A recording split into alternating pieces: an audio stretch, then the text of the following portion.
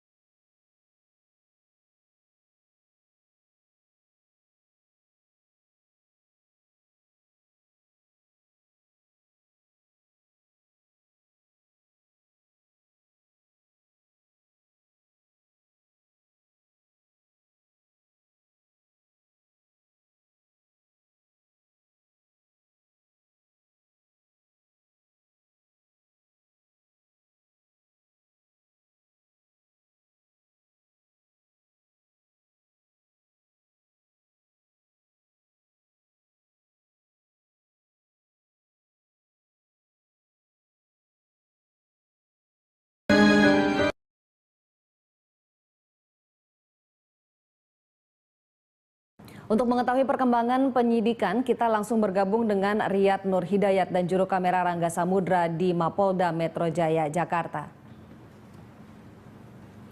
Riyad, apa perkembangan penyidikan kasus kematian Mirna Salihin? Ya baik Ani, terkait dengan perkembangan kasus atas tewasnya Wayan Mirna Salihin yang menetapkan Jessica Kumala Wongso sebagai tersangka adalah beberapa menit yang lalu, sekitar 10 menit yang lalu keluar, yaitu suami dari Mirna Salihin yaitu Arif dan juga kembaran dari Mirna yaitu Sandy. Dan kepada awak media sempat Arif mengatakan bahwa segala opini atau segala pendapat yang diutarakan oleh Jessica kepada media adalah bersifat bohong dan tidak dapat dibenarkan. Kemudian dari Kabid Humas Polda Metro Jaya mengatakan hingga saat ini kepolisian masih terus mencari dan menguatkan alat bukti untuk bisa diberikan kepada jaksa penuntut umum. Dan hingga saat ini adapun alasan dari penahanan Jessica Kumala Wongso menurut Iqbal adalah demi menjaga proses penyidikan agar Jessica tidak berusaha untuk melarikan diri dan menghilangkan barang bukti. Terkait dengan pengacara Jessica Kumala Wongso yaitu Yudi Wibowo yang datang ke Polda Metro Jaya hari ini mengatakan bahwa hingga saat ini dia belum menerima salinan BAP dan menurut Yudi hal itu melanggar KUHP pasal 75 dan Yudi meyakinkan dan menegaskan bahwa Jessica bukan orang yang menaruh racun sianida ke dalam kopi Wayan Mirna. Dan sampai saat ini pula Buji menegaskan bahwa tidak ada bukti satupun atau alat CCTV yang mengatakan atau menggambarkan bahwa Jessica yang menaruh racun ke dalam kopi yang diteguk oleh Mirna. Setelah ditetapkan atau setelah ditahan oleh Polda Metro Jaya selama 4 hari, baru pengacara dari Yudi Wibowo yang datang menjenguk Jessica. Adapun dari keluarga dan juga pihak orang tua masih belum menjenguk Jessica Kumala Wongso di Polda Metro Jaya.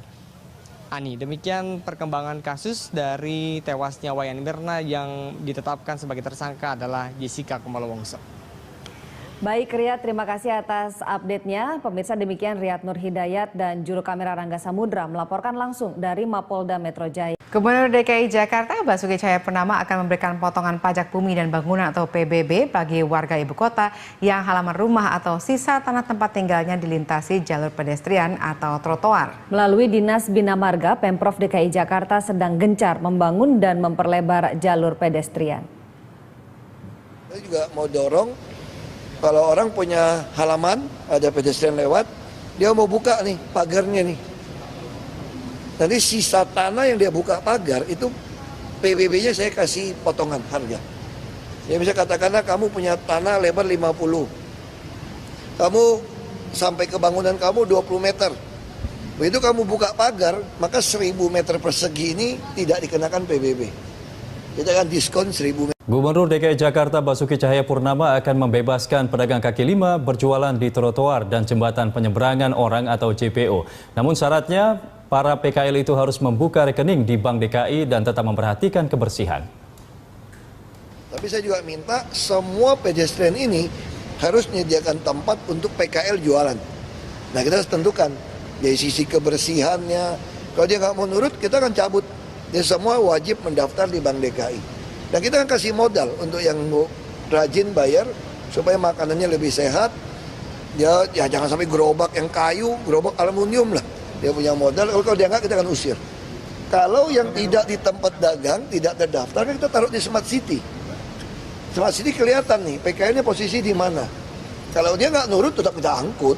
Pemirsa, Anda menyaksikan Update pukul 13 waktu Indonesia bagian Barat. Saya Kevin Egan. Partai Nasional Demokrat memastikan kasus kekerasan yang dilakukan oleh anggota DPR fraksi PDIP pada staf ahlinya Dita yang merupakan kader Partai Nasdem bukan konflik antar Partai PDIP dengan Nasdem. Nasdem mendukung kepada kadernya Dita untuk mencari keadilan melalui jalur hukum di kepolisian dan jalur Mahkamah Kehormatan Dewan DPR RI.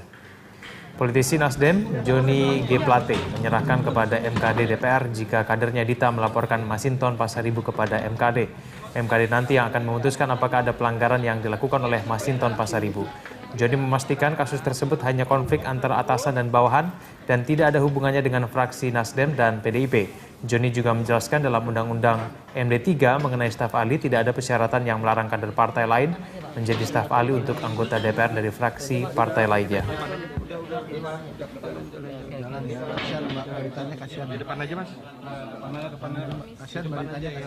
Diserahkan saja kepada MKD untuk melihat ada atau tidak pelanggaran-pelanggaran terkait dengan etika politik sebagaimana yang disyaratkan oleh Undang-Undang MD3 misalnya. Jadi sekali lagi itu masalah politik ke internal ya, itu relasi antara atasan dan bawahan sama sekali tidak terkait dengan atau berhubungan dengan fraksi, baik itu fraksi Nasdem maupun fraksi PDIP, apalagi itu tidak ada kaitannya dengan DPP Partai Nasdem dan DPP Partai PDI Perjuangan. Selanjutnya pemirsa, Dita Aditya ini juga meminta dukungan dari LBH Apik, di mana ia mengaku kepada pihak LBH dan juga kepada publik bahwa bukan pertama kalinya Masinton Pasaribu menganiaya dirinya.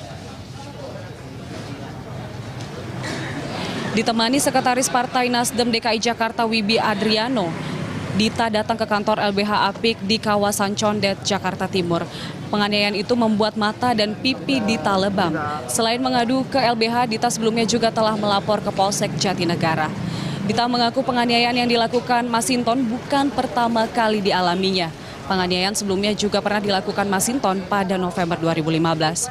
Ketua LBH Apik Nur Syahbani Kaca Sungkana mengatakan akan membantu Dita sesuai kemampuan dan prosedur yang berlaku.